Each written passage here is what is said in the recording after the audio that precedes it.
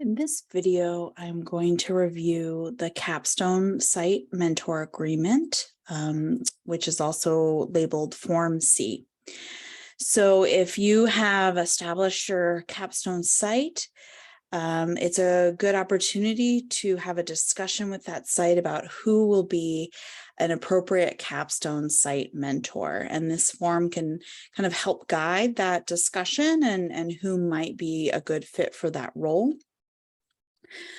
Before I kind of go into the form, a couple things is I do really recommend you read through the form carefully before, having a discussion with your site and site mentor so that you're kind of aware of all the contents of the form.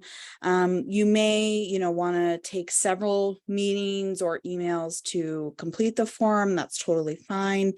And you can choose, again, if things are lining up and you're able to complete this form with your site mentor this semester, that's great. You can also complete it next semester.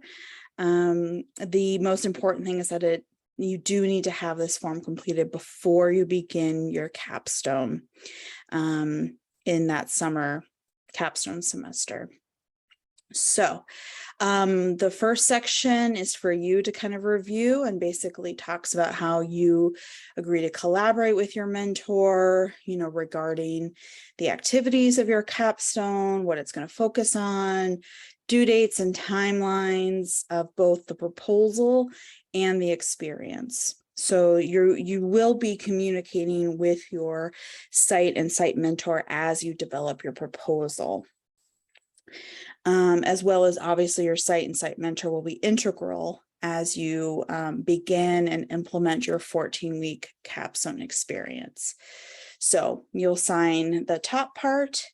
The duration of the agreement can be from the date, that you sign it or of your first meeting about it. Either is fine. And then typically through your graduation date, which would be in mid-August.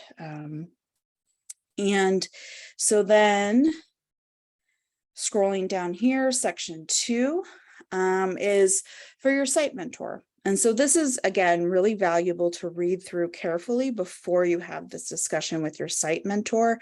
I don't think it's very helpful or useful to just give the form and say, please fill this out. I think this is really a tool you can use as a discussion piece.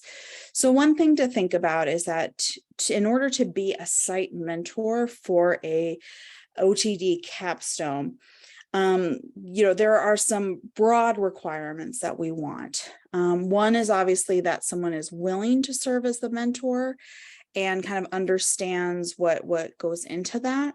So it's important to kind of have those conversations. And the kind of, again, broad requirements is that your mentor should really have expertise in the content area that you're focusing on. Now, what expertise, that can be kind of a somewhat subjective term, but often it is someone who has been at the organization for a long time, maybe has an administrative role like an executive director or a manager or, is in charge of a certain program. Someone in a leadership position is often a good fit. It not necessarily has to be that, but that can often happen, particularly in sites that maybe don't have OTs. Students often work, again, with like an executive director or some sort of manager or leader of a certain, program or organization. For if you do have a clinician, ideally they would have a PhD or an OTD or, an equivalent degree in their field. Again, not necessary, certainly folks have worked with clinicians that have many years of experience, but maybe not that doctoral degree, and that's totally fine. But we want someone who is able to provide expertise and mentorship related to your capstone. Okay, so a new, someone who's new to an organization or a new clinician may not be the best fit, right? Again, you want to have a discussion about their ability to work with you on preparing for your capstone. So, on that proposal, helping you understand the needs and the objectives that you'll work on as part of your capstone. And, the degree that site mentors are involved in the preparation does vary.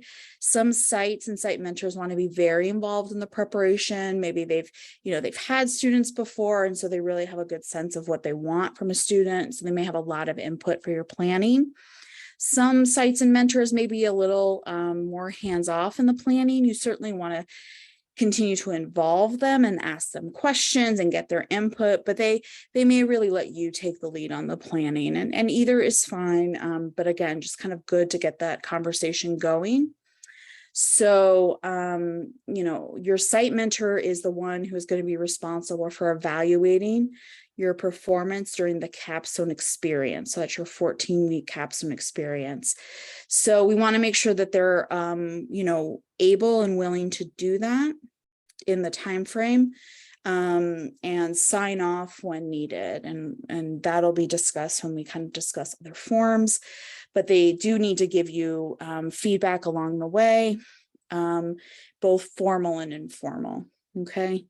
And that goes into number 3 here, willingness to provide a written evaluation of student outcomes at experience, midterm, and final. So that is the more formal points where we will ask for feedback from your site mentor. But of course, we want them to be involved as well, which is number 4. So, willingness to provide routine mentoring and supervision to the student throughout the process outlined below.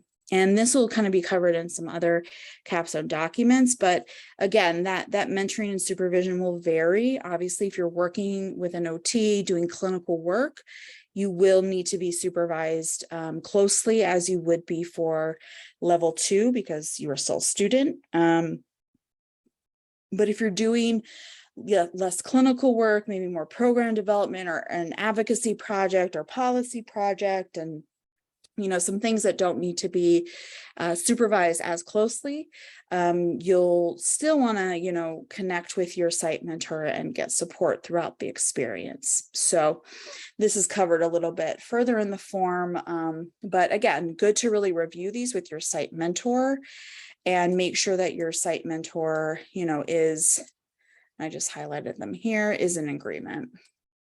So I'm going to scroll down here. So we'll also want to collect your site mentor's name and credentials, the site name and address, their contact information, and here a really brief summary of your mentor's expertise related to the capstone. I also, as much as possible, like to collect mentors, a resume or CV of your mentor.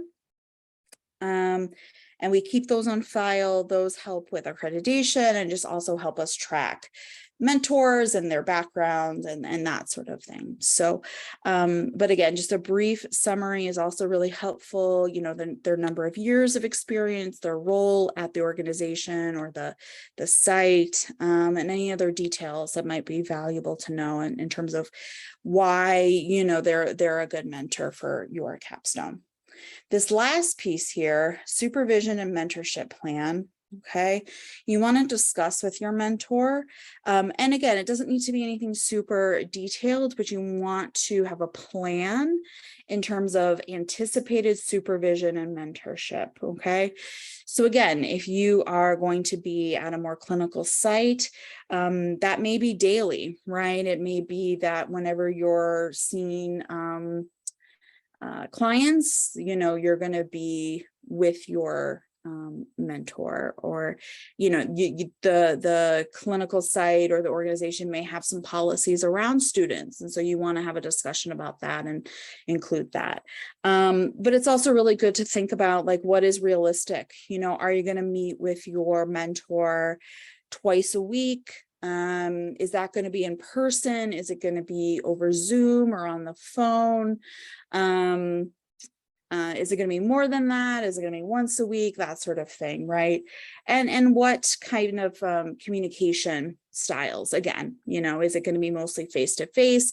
Is it going to be over email? What is that going to look like? So again, things certainly we want to be flexible throughout this process, but I think it's really helpful to have an initial conversation with your mentor about what's the plan for supervision, knowing that you can, adjust and modify it as needed, but just making sure that everyone's on the same page for what that's going to look like, at least starting out. Then it's important that your site mentor signs and dates the form as well at the bottom here. A note for this form and any forms that are signed by external people, which is people outside of Pacific University, we do ask that you do either, a handwritten signature is fine. This form can be filled out by hand or typed up and then signed by hand. That's totally fine. Or you can also do electronic signatures. So either through DocuSign, Adobe has an e-signature thing that you can utilize. And there are other programs too that you may end up utilizing. I found DocuSign and Adobe are the most common ones, but certainly others. What we don't want is just typed signatures. We want to make sure again that we have, kind of more verified signatures for these forms. So again, that is the kind of a summary of the site mentor agreement that many of you will be working on this semester or, into the next semester. All right, thank you.